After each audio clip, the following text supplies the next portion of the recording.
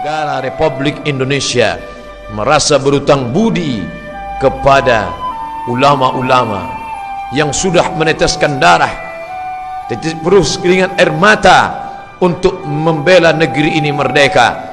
Maka dibuatlah satu hari khusus 10 November, Hari Pahlawan. Hari Pahlawan bukan dinyatakan dengan libur. Hari Pahlawan bukan dinyatakan dengan tertawa terbahak-bahak. Hari Pahlawan adalah mendoakan mereka yang sudah berbuat baik. Kalau tidak ada mereka bersimbah darah, maka sampai hari ini kita masih dijajah oleh Jepang, Belanda. Tapi karena perjuangan mereka, apa yang bisa kita lakukan untuk mereka? Mereka sudah lama meninggalkan kita.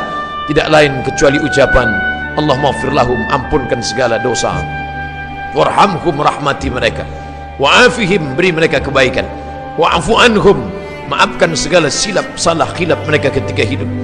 Allahumma ja'alil jannata mathwahum, jadikan surga sebagai tempat tinggal mereka. Allahumma ja'al quburahum rawdatan min riyadil jinan, jadikan taman surga menjadi kubur mereka, menjadi taman-taman surga. Wala taj'al quburahum hufratan min hufarin niran, jangan jadikan kubur mereka salah satu dari lubang neraka. Tapi yang paling penting daripada itu semua adalah mengisi kemerdekaan. Hari Pahlawan penting, mengangkat tokoh-tokoh masyarakat yang pernah berjasa berjuang dijadikan sebagai pahlawan nasional penting, untuk mengingatkan kepada anak cucu kita bahwa kemerdekaan bukan hadiah dari Belanda, kemerdekaan bukan hasil dari pemberian hadiah oleh penguasa, tapi kemerdekaan direbut dengan tetes buluh keringat dan air mata. Bung Tomo berkata, aku bingung bagaimana aku menyatukan pasukanku. Kira-kira kalimat apa yang membuat mereka menjadi kuat dan perkasa? Sampai akhir aku ingat satu kata yang membuat mereka bersatu, satu kata yang membuat mereka kuat, satu kata yang mengusir ketakutan mereka. Kalimat itu adalah teriakan Allahu Akbar. Itu yang diteriakkan Bung Tomo di Surabaya. Itu juga yang diteriakkan oleh Tengku Umar di Aceh, ujung Sumatera. Itu juga yang diteriakkan oleh panglima-panglima perang kita. Itu diteriakkan oleh Syekh Yusuf Al-Makassari Tajul Khalwati dari Makassar, Sulawesi. Itu juga yang diteriakkan oleh ulama kita dari bumi Minangkabau, dari mulai Syekh Sulaiman Ar-Rasuli sampai kepada pendahulu-pendahulu mereka, Syekh Ahmad Khatib Al-Minkabawi. Dia memang jauh di kota Makkah Al-Mukarramah, tapi dia berikan surat-surat, dia kirimkan khutbah Jumat, urat Jumat, khutbah Jumat yang ditulis tangan oleh Syekh Ahmad Khatib Al-Minkabawi, Imam Masjidil Haram, meninggal tahun 1916, jauh sebelum proklamasi kemerdekaan 17 Agustus 1945. Dia tidak berada di tanah air, dia berada di Makkah Al-Mukarramah, tapi murid-muridnya membawa tulisan khutbah Jumat yang dibacakan di Masjid Kerajaan Siak Sri Indrapura, Bumi Melayu, Riau. Bergoncang Pulau Sumatera, murid-muridnya yang ada di Pulau Jawa semua membacakan khutbahnya. Mereka minta fatwanya.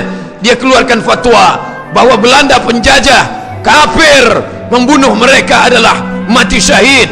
Orang yang mati syahid tidak merasakan sakaratul maut, melainkan hanya seperti cubikan tangan di atas kulit yang tidak terasa sakit. Orang yang mati syahid tidak merasakan pertanyaan mungkar nakir, azab kubur. Orang yang mati syahid tidak merasakan hisab hari kiamat. Orang yang mati syahid langsung masuk ke dalam surga, dinantikan oleh kenikmatan surga. A'adatu li'ibadiyas salihin, aku siapkan untuk hamba-hambaku yang saleh, mala a'yunun ra'at, tak pernah dilihat mata, wala udhunun sami'at, tak pernah didengar telinga, wala khatara ala qalbi bashar, tak pernah terlintas di hati manusia. Itu yang membuat mereka rela berkorban harta dan nyawa, karena mereka sudah memandang surga di pelupuk mata. Katanya mati itu sakit, katanya mati itu mengerikan, tapi mengapa mereka mati dalam keadaan tersenyum? Karena mereka adalah syahid. Syahid mengandung makna dua. Syahid berarti masyhud, disaksikan, karena kematian mereka disaksikan oleh para malaikat. Berbondong-bondong malaikat menyaksikan kematian. Naik ruhnya ke langit, disambut oleh para malaikat. Inilah orang yang masyhur di langit, walaupun penduduk bumi tak pernah menyebut namanya. Mereka diartikan sebagai syahid. Syahid artinya menyaksikan. Mereka disaksikan karena disaksikan malaikat. Mengapa mereka disebut menyaksikan? Karena malaikat mengepakkan sayapnya sebelum nyawa keluar dari jasad. Mata mereka sudah menyaksikan tempat mereka di dalam surga. Maka mereka tersenyum. Sakit mati itu tidak. Bagi mereka ada yang lebih nikmat, yaitu kematian sebagai seorang syahid. Sampai ketika mereka mengatakan mati, mati mereka, Allah melarang, wala taqulu liman yuqtalu fi sabilillahi amwat.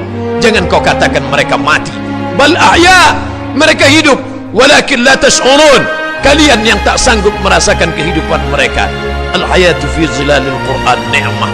Begitu dituliskan di muqaddimah tafsir fi zilalil Quran. Hidup di bawah naungan Al-Quran nikmat. La ya'rifuha illa man zaqaha. Tidak ada yang bisa merasakannya kecuali orang-orang yang pernah mengetahui dengan rasa. Setiap rasa diungkapkan dengan kata, tapi kata tak pernah bisa mewakili rasa. Rasa itu hanya bisa dirasakan oleh mereka.